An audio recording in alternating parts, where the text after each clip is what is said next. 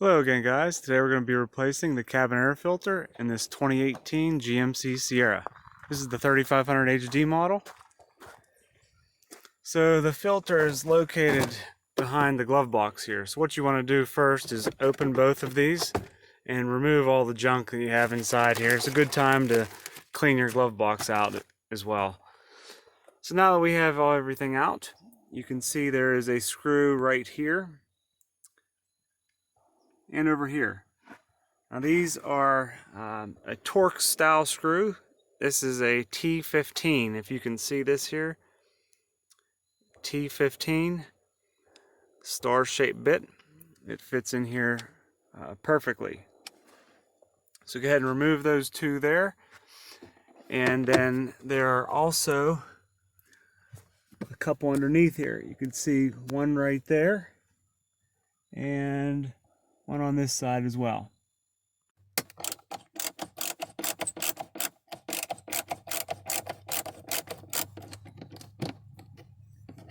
Just be careful not to lose them when you're taking them out.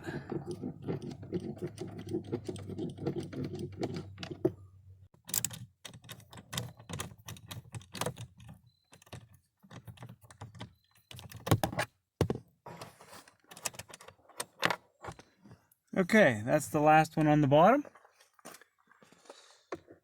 Now what you want to do is, if you have anything up in the top tray here, remove that as well. And what you want to do is pull towards you, and this whole unit will come out like so. You can see there's a clip here on this side and then one here, and that's what holds it in there. Okay, now if you look straight back here, here's the cover.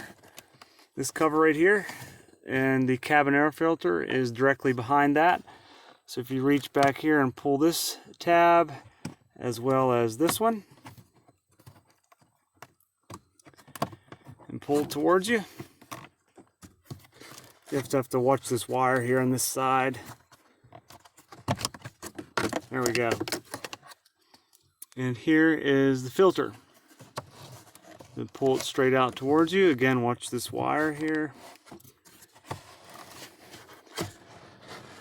You can see there's some debris in here. This is the first time this has been replaced. I've seen worse. This vehicle has about 10,000 miles on it, so it's really not that bad, but it's good to replace it every year. So that's what I'm going to do here. So discard this, and this is the filter that I chose here. The part number is on the side, 91129. This is just a basic cabin air filter. You can get ones that have scents in them. I know that this one was like 10 bucks. They had another one there that was like $27. Had a Febreze scent in it, but I didn't want that. So go ahead and pull this out of here. Okay, here they are side by side. As you can see, they're the same size. You always want to make sure of that, and also pay attention to your airflow. The arrow is pointing down, and this is how it was in the vehicle, like this. And this one here, the arrows are up, so we want to flip this around. Although the lettering will be upside down, that's okay. These arrows here are pointing downward. So we'll go ahead and install that way.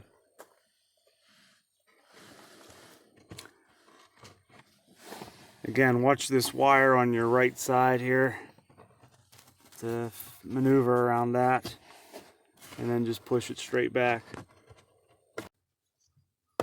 Okay, once it's inside, you can now put the cover back on. Insert the bottom tabs first.